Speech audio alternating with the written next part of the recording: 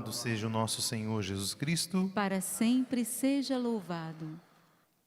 A primeira leitura de hoje é uma continuidade da leitura de ontem, onde o Padre Roger trazia esse grande combatente, esse grande homem de Deus chamado Josué, de grandes combates que ele passou.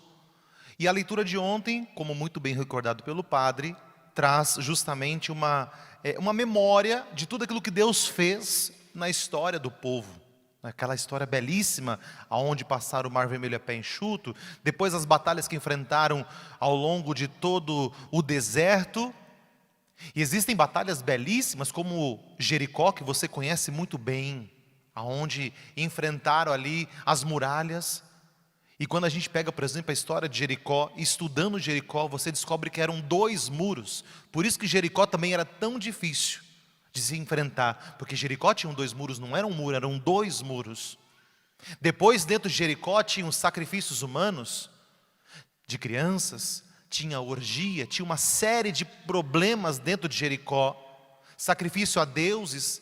Então Jericó tem problemas não só humanos, mas problemas espirituais também, aonde se enfrenta uma batalha humana, mas uma batalha também espiritual. Por isso que quando a gente faz a campanha do cerco de Jericó, é tão difícil fazer o cerco de Jericó.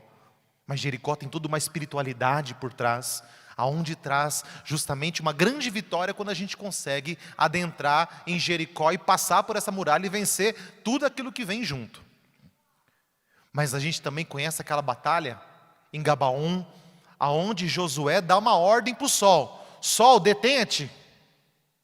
O sol para. E ele diz para a lua: lua, para você também, Ailon. O sol para, a lua para, o tempo para, porque existe uma grande batalha acontecendo, uma grande guerra acontecendo. E Josué sabia que se escurecesse e o exército inimigo recobrasse forças de comer, de beber e descansar, no outro dia provavelmente ele perderia a guerra, ele perderia a batalha. Então Josué, sabiamente, ele manda o sol parar de um lado, a lua parar do outro, e ele então tem o dia aumentado, até que ele vença o último inimigo. E a gente vê como a graça de Deus vai agir. Deus diz que aqueles que estão na fidelidade, que estão na bênção, que estão vivendo aquilo que Deus pede, quando em Deus enfrentam os seus inimigos, vencem. Mas Josué soube enfrentar. Ele deu ordem para o sol. Olha o tamanho do combatente de Deus. Olha o tamanho da força espiritual que Josué tinha. É verdade que Josué precisou passar pela credibilidade, se ele seria tão bom quanto Moisés, porque Moisés, tudo que Moisés fez é sobrenatural e nós sabemos muito bem disso. Mas aos pouquinhos Deus vai confirmando o chamado de Josué, o povo vai pegando confiança em Josué, e Josué vai levando o povo a adentrar a terra prometida, a tão sonhada terra prometida. E vejam, esse fato que o Padre vos fala, do tempo ter parado, foi estudado pela NASA. E não sei explicar exatamente os detalhes, os ricos detalhes, porque eu não sou especialista nesta área, mas alguma coisa por alto, para você entender, vale a pena. Toda vez que o relógio, ele completa 24 horas, então fica como que uma marca no tempo. Eu não sei explicar se é uma fita, se é uma marca, eu sei que fica uma marca, cada 24 horas tem uma marca.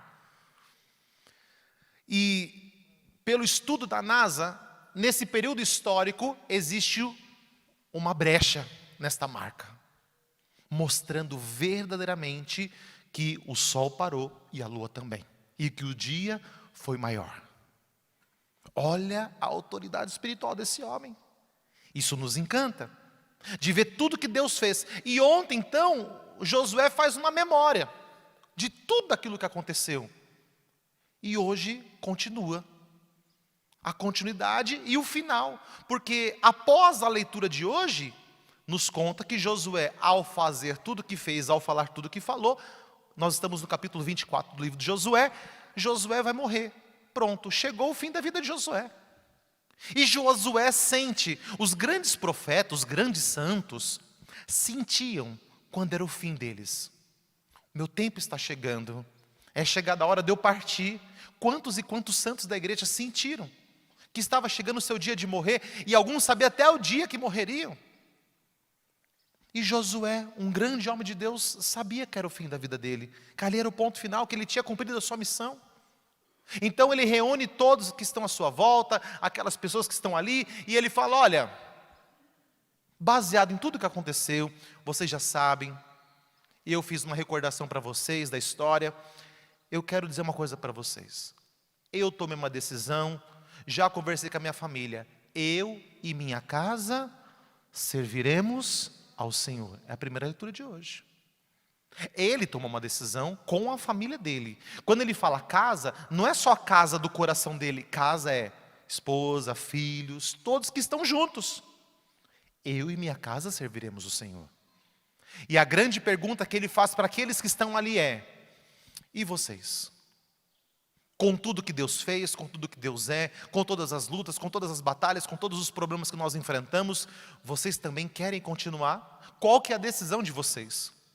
Veja, meus irmãos, nós estamos no acampamento, no combate da oração, formando intercessores, formando combatentes, homens e mulheres cheios do Espírito, da graça, que precisam tomar uma decisão de servir o Senhor de todo o coração, seguindo os mandamentos, vivendo os sacramentos, obedecendo a Deus, obedecendo o Papa, seguindo fielmente as leis que prescreve na palavra de Deus, tudo aquilo que o Senhor nos ensinou, sem tirar nem pôr nada. Nós precisamos tomar uma decisão. O combatente, ele tem que ser inteiro de Deus, amar a Deus de todo o coração, de toda a sua alma, de todo o seu entendimento. O combatente, ele não pode ser alguém pela metade.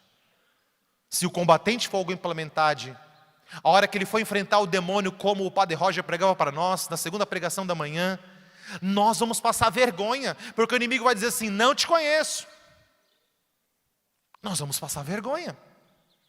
Então o combatente, ele não pode entrar na batalha de mãos abanando ou pela metade. E quando eu falo de batalha, a gente não pode pensar assim, só de expulsar um demônio, de fazer um exorcismo, porque a gente pode pensar essas coisas. E não é só isso não, gente. Tem tanto combate que você trava. Na sua família tem combate ou não tem? Sim ou não? Tem combate. Tem combate. Você não tem combate no matrimônio, você não tem umas batalhas espirituais com seus filhos, você não tem combate espiritual e batalhas no seu trabalho, lá com o chefe. Todos nós temos combates, batalhas. Todos os dias, todas as semanas a gente enfrenta alguma batalha. E essa batalha, se você não tiver de corpo inteiro com Deus, você vai perder. Ou você é um combatente de corpo e de alma, com alma de guerreiro, ou você toma a sua posição e definitivamente assuma a sua identidade de cristão, católico, apostólico, romano, assumindo todos os deveres, ou você vai tombar na guerra. Você vai passar vergonha. E tem que assumir a responsabilidade. Eu sou padre nesse presbitério, dirigindo o carro que eu dirijo, passeando num dia de descanso. Eu sou padre em todos os lugares que eu tiver. Eu tenho que ser cristão em todos os lugares que eu for. Ou você é católico só na Canção Nova? Ou você faz cara de piedade e vira o rostinho, junta a mãozinha só na Canção Nova? Passa aí bonito no vídeo. Ó, vai filmar, vai filmar. Pega o terço, segura o terço. Será que a gente é católico só aqui dentro? Ou só na paróquia que você vive? No grupo de oração que você participa? Na Mãe Rainha que você participa? Será que a gente é católico só lá? Ou a gente é católico na rua, no mercado, aonde a gente estiver? Nós temos que ser cristãos católicos aonde estivermos e enfrentar os combates aonde Deus pedir. Por isso um combatente, ele tem que estar pronto sempre. A gente nunca sabe de onde vem a batalha, de onde vem a guerra contra nós. E Josué deixa essa pergunta, e a resposta deles é uma resposta bonita. Não, longe de nós abandonarmos o Senhor, nós também serviremos o Senhor. Mas eu vejo muito cristão católico que não serve a Deus. Vai na missa, mas serve a Deus e o diabo. Acende uma vela para Deus, outra para o diabo. Vive pela metade. Dentro da igreja uma coisa, fora é outra. Sai da igreja, vai para o boteco beber. Que cristão que você é? Que combatente você é? Como você quer salvar o teu filho?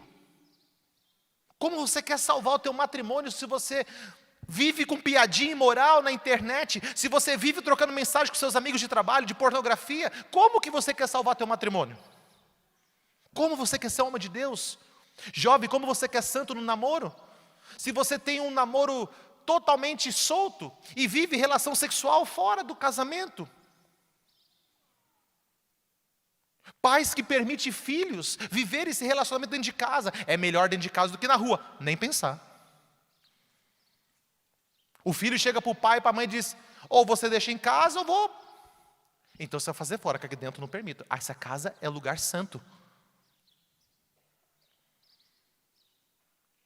E ser combatente é combater o pecado. É falar a verdade. Dói, dói. A gente fica sem jeito. Mas tem que falar a verdade. Quando fala eu e minha casa, é eu e minha família. Eu e minha esposa, eu e meu esposo, eu e meus filhos, eu e os meus pais, eu e meus irmãos. Eu e minha casa serviremos o Senhor. Não é só você. Ninguém se salva sozinho. Nós estamos na semana da família. Estamos na semana da família. E nós não podemos pensar que vamos nos salvar sozinho. Eu rezo aqui, eu me viro aqui, está tudo bem. Não, tem uma família por trás de mim. Cada um dos padres aqui tem uma família, você tem uma casa, existe um lar. E nós temos que pensar, como vamos salvar a nossa casa? O que estamos fazendo para ajudar a nossa família, para tirar a nossa família desse lodo, desse pecado? Qual é o combate? Qual é o jejum que farei? Qual é a oração que farei? Qual é o tipo de rosário? Quantos dias de oração vou fazer para salvar o meu matrimônio, para salvar a minha família? Como? O combatente, ele está sempre tramando. Olha Josué, Josué planejou.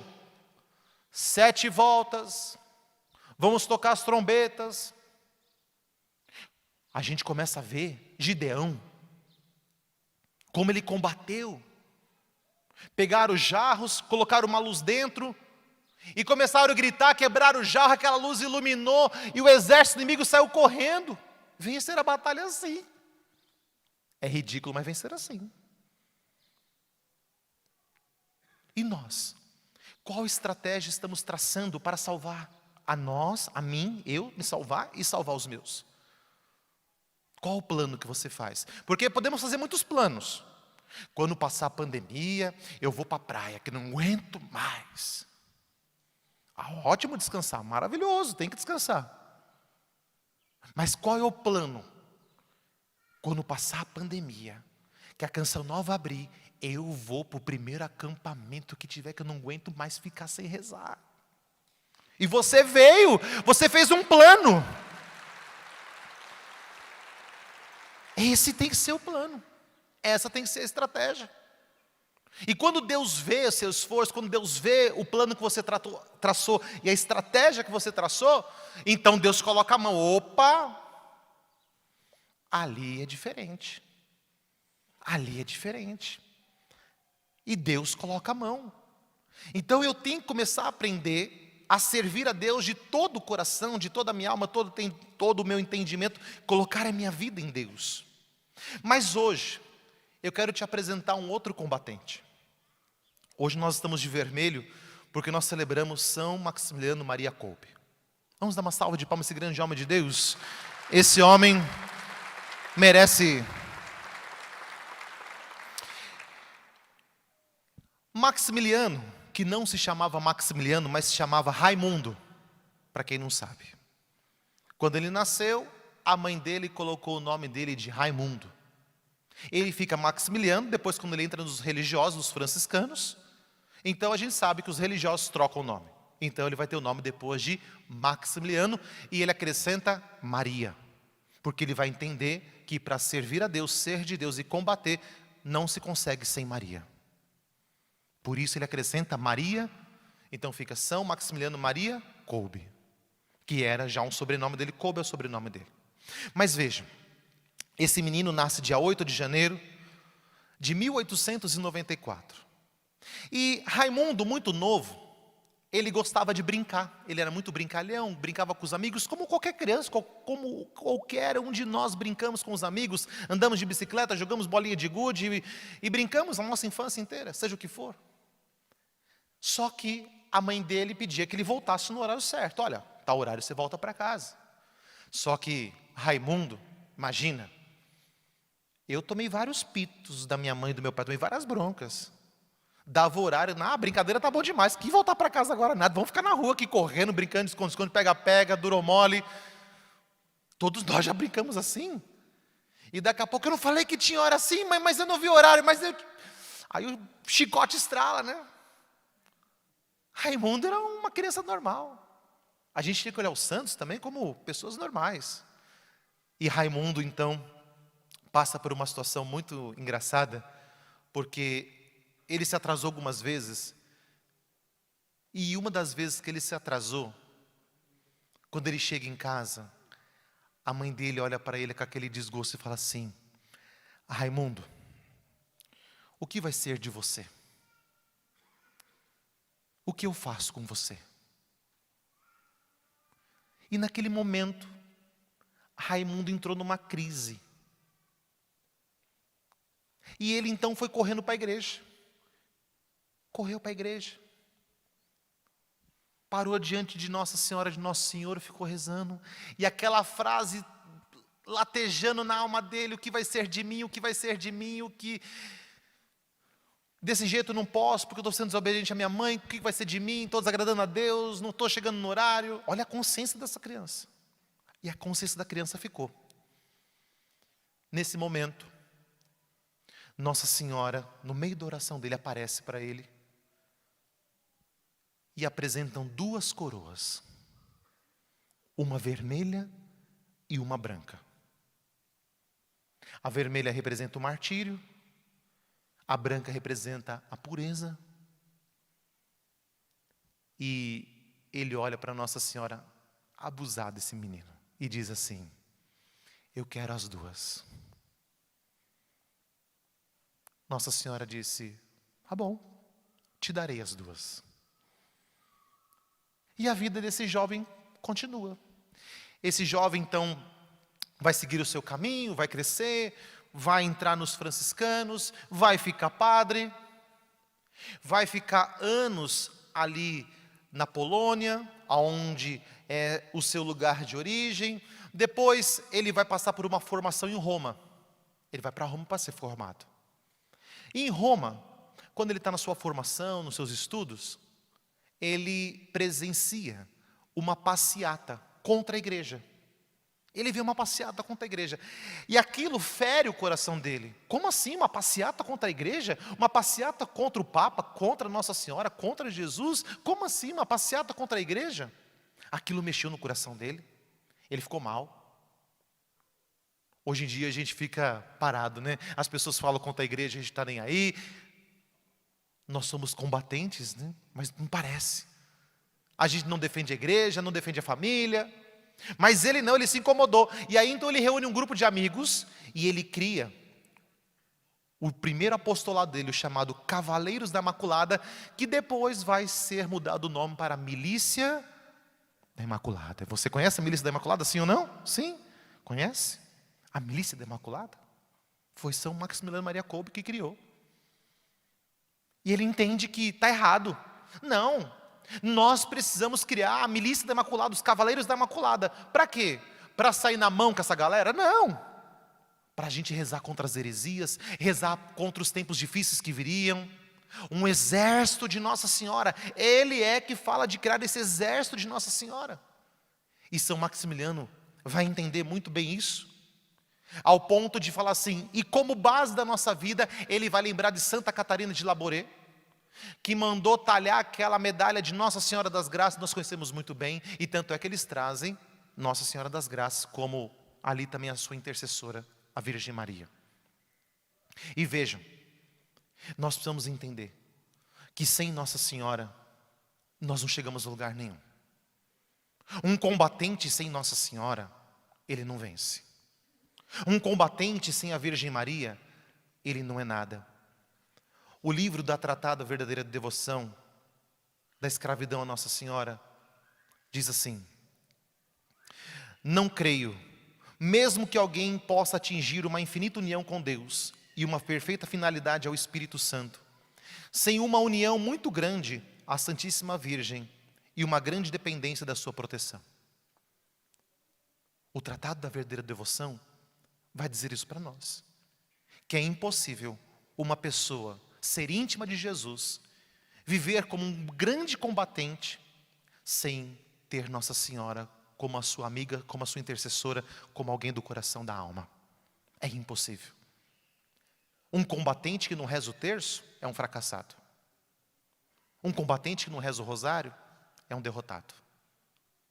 Um combatente que não tem vida com Nossa Senhora, que nunca rezou o ofício da Imaculada, que nunca... não vai conseguir, desculpa. É impossível. Se você não tem o costume, você precisa trazer o costume do terço, do rosário, do ofício. Você precisa fazer esse caminho com Nossa Senhora. É urgente. É urgente.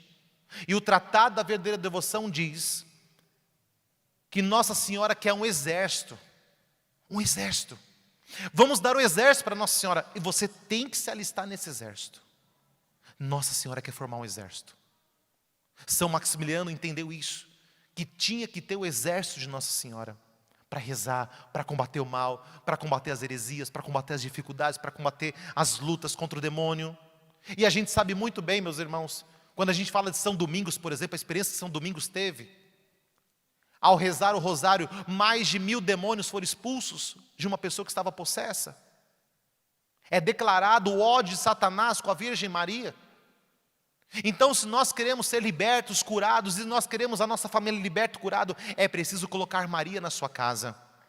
É preciso criar o costume de rezar o terço em família. Eu e minha casa serviremos o Senhor. Então, quantos terços você reza por semana em família? Como marido e mulher? Você reza como família? Aí a gente tem aquela frase: família que reza unida permanece unida, tá? Mas quantas Ave Maria você reza com a tua esposa? De pegar na mão e falar assim: vamos rezar uma Ave Maria aqui. Ave Maria, olhando nos olhos. Se é que reza para comer. Há quem diga que come que nem padre, né? Que diz padre é gordo, né? Estou falando de mim, não estou falando do padre Roger não, nem do outro padre. Eu estou falando de mim. O outro é magrinho, né? Você é louco, né? Dá receita para nós, né? Mas se você não rezou, você comeu que nem animal. Nós, padre, pelo menos reza. Se você não reza nem para comer, que combatente é você? Que tipo de combatente nós somos? Nós estamos no combate da oração. Ou a gente reza como família, ou você é mais um candidato a perder sua família. É mais um candidato a ver teus filhos perdidos.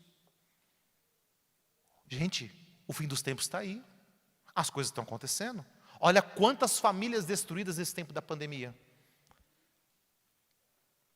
Eu fiz um encontro de casais há poucos dias atrás na paróquia, só para casais que já tinham feito o ECC. E nós fizemos uma pesquisa entre os casais que já tinham feito ECC. Alguns disseram que não voltam mais para a igreja. Assim, declarado. Agora. Faz 20 dias. E nós, como padres, ficamos assustados. Que mundo estamos vivendo?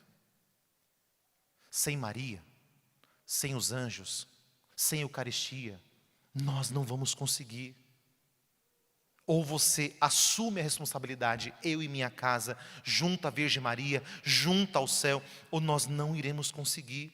Nós não iremos conseguir. Esse mesmo homem volta para a Polônia, depois de ficar tempo em Roma, ele volta para a Polônia. Na Polônia ele vai criar aquela famosa revista da Milícia da Imaculada que ainda existe. Depois ele fica um tempo ali, aí depois ele vai para o Japão. E nós conhecemos bem essa história também, ele vai para o Japão. No Japão, ele também vai ficar evangelizando, vai criar a revista lá no Japão. E olha que é um homem de Deus. Olha que é um homem de Deus.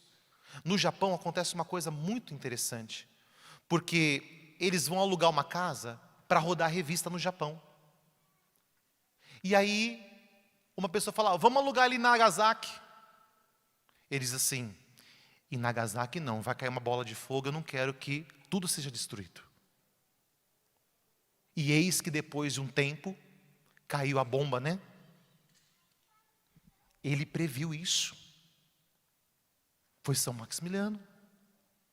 Depois ele volta para a Polônia, e na Polônia está à beira da Segunda Guerra Mundial, aonde ele é preso e é levado para o campo de concentração. E aqui a história você já conhece um pouco melhor. Aqui já é mais familiar essa parte que conto, que o padre Roger lembrou também no final da pregação dele hoje. Aonde então ele chega, está preso num campo de concentração e um fugitivo, um homem foge. Nisso, para se vingar, as autoridades escolhem 10 pessoas. Então, porque um fugiu, vamos matar 10 agora de uma vez. É onde um pai de família fala assim: pelo amor de Deus, eu tenho filhos, eu tenho uma família, não faça isso comigo. Não, pelo amor de Deus, não, eu tenho uma família. E naquele momento, Maximiliano diz: a minha vida é pela dele. E esse homem então dá a vida. Ele viveu as duas coroas, a do martírio e viveu a da pureza. As duas coroas. Veja, meus irmãos, a grande pergunta que eu deixo para vocês hoje é: a primeira é de Josué. E vocês? A quem querem servir? Qual a decisão que vocês tomam? E eu deixo a pergunta da mãe de Maximiliano para vocês: o que eu faço com você? O que será de você? Quando acabar esse acampamento, o que será de você? O que será de mim, Padre Anderson? É Jesus que nos pergunta, as duas perguntas. E vocês, a quem vão servir? E a segunda coisa, o que será de vocês? O que será de mim? Eu não aponto o dedo para ninguém, eu estou perguntando: Padre Anderson, o que vai ser de você, Padre Anderson? Como você vai conduzir sua vida daqui para frente? Depois desse acampamento, qual a decisão que você toma? Nós precisamos tomar uma decisão. E esta homilia é provocativa, sim. É, sem dúvida alguma, não só provocativa, mas também de uma busca de conversão, de uma mudança de vida em Deus. Nosso Senhor também foi coroado de espinhos. Jesus foi curado de espinhos para a nossa salvação. Se você pega, por exemplo, São Paulo, o que São Paulo fala? Combati o bom combate, guardei a fé, para mim está reservado a coroa. Paulo recebe a coroa. A Virgem Maria é coroada como rainha dos anjos dos santos. Ela é coroada. Mas você pega, por exemplo, a história, belíssima história de Ana Catarina Emmerich. Belíssima história de Ana Catarina Emmerich, que aos 24 anos, em 1798, teve uma visão na igreja dos jesuítas, no qual ela vislumbrava Jesus Cristo com uma coroa de espinhos e uma de rosas em cada mão, pedindo a ela que escolhesse e decidisse. Imagina, Jesus que aparece para ela, para Ana Catarina Emmerich, diz assim: qual coroa você escolhe? A de espinhos ou de rosas? E Ana diz o seguinte: eu quero a de espinhos, enterrado na própria cabeça. Desde então passou a receber estigmas. Se você vê a foto de Ana Catarina Emmerich na internet, se você buscar, você vai ver que ela tem as chagas da coroa de espinhos na cabeça. Ana Catarina Emmerich. Ela também passou por isso. O que nós temos que fazer? Nós temos que coroar os maus pensamentos. Colocar a coroa de espinhos de Nosso Senhor na nossa cabeça e falar assim: eu renuncio aos maus pensamentos. Eu renuncio a todo espírito de derrota. Eu renuncio àquilo que não vem de Deus. Eu quero ser um combatente. Eu estou decidido a caminhar com Jesus, a caminhar com a Virgem Maria, a caminhar com o céu, a caminhar com a vida dos santos, a caminhar com a igreja, a caminhar nos mandamentos, nos sacramentos. Eu estou decidido pelo céu. Se Nosso Senhor aparecesse para nós hoje, ou se a Virgem Maria durante esse acampamento aparecesse para mim e para você e oferecesse para nós, qual coroa você escolhe? A coroa de espinhos, a coroa de rosas, ou a coroa branca, ou a coroa vermelha, como você quiser dizer, qual a coroa que você escolhe? É difícil. É difícil. Nós sofremos numa pandemia, e ainda estamos no final dela. E muitos já diziam: não suporto mais. Ai, está muito difícil.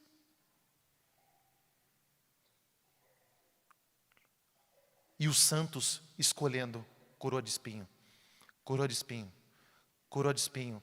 Eu dou a vida por um pai de família, coroa de espinho, santidade dar a vida pelo outro. Ninguém tem maior amor que aquele que dá a vida pelos outros. No evangelho de hoje, quiseram impedir Jesus de rezar pelas crianças e de abençoar as pessoas. Jesus falou: sai todo mundo, eu vou rezar, a minha missão é estar com eles. Se Jesus hoje aparecesse para mim e para você, e quisesse dar uma coroa para nós, qual você escolheria? Eu também não sei, é difícil a escolha, claro. Sabe por quê? Pega os carros de hoje, até dirigir sozinho dirige. Carro automático, você aperta o botão, ele liga. Esses dias eu estava na fisioterapia, porque eu ainda estou pagando o preço desse joelho aqui ainda, né? Parece que não vai nunca para frente.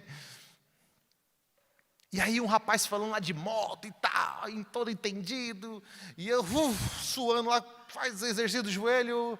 Eu falei: não, porque tem uma moto tal, que você desce dela, ela não cai, ela fica de pé, e você aperta o botão, ela vem atrás de você. Eu falei: nossa, isso é coisa como cachorro. Pensei comigo, como cachorro é esse negócio. Falei: Jesus.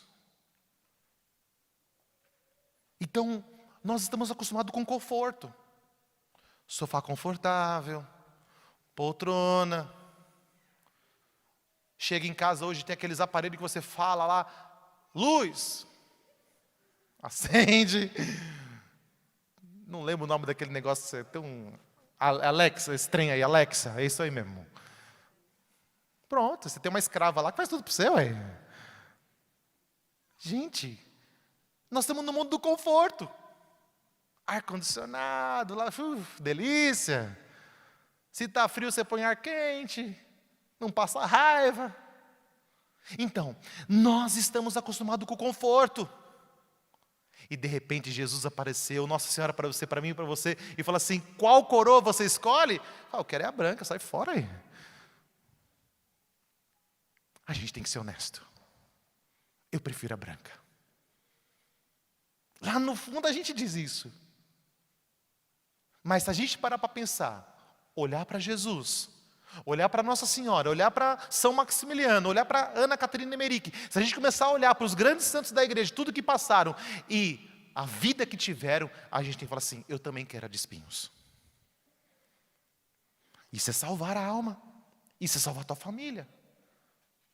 Talvez Jesus não apareceu para você, mas você talvez já esteja vivendo um calvário na tua casa. Talvez você já esteja passando pela cruz já. E se a cruz chegou até você, louve ao Senhor. Os apóstolos ficavam felizes quando eram açoitados, quando eram lá chicoteados. Oba, estamos parecendo com Jesus. Os apóstolos ficavam felizes de parecer com Jesus, porque eram presos, enfim. O combatente tem que aprender a pagar o preço. Quanto vale uma alma? Quanto vale uma alma? Os padres aqui presentes sabem disso. Quanto custa uma alma para a gente salvar uma alma no confessionário? O Monsenhor Jonas sabe quanto vale uma alma. Olha a Canção Nova. Quanto custa uma alma? O sofrimento. Nós padres das paróquias, aqui na Canção Nova. Quanto custa? Quanto vale uma alma? Quanto vale a alma do teu filho? Quanto vale a alma do teu esposo, da tua esposa, dos teus pais? Quanto vale? Tem que pagar o preço. O combatente, ele paga o preço. O combatente enfrenta. Ele não tem medo. Peça para Nossa Senhora essa graça.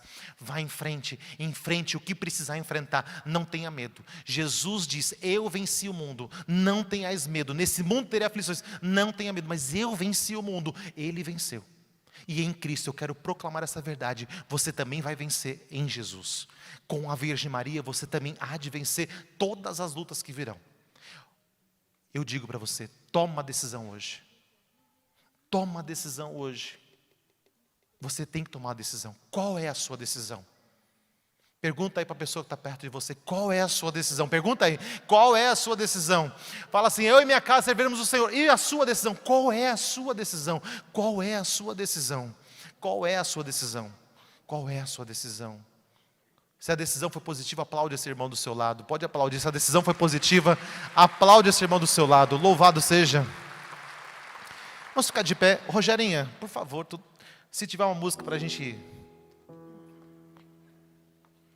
Viver pra mim é Cristo, morrer pra mim é ganho.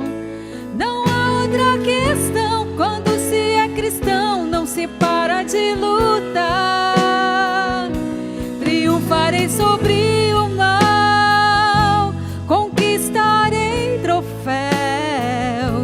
Não há outra questão, quando se é cristão, não se para de lutar até chegar.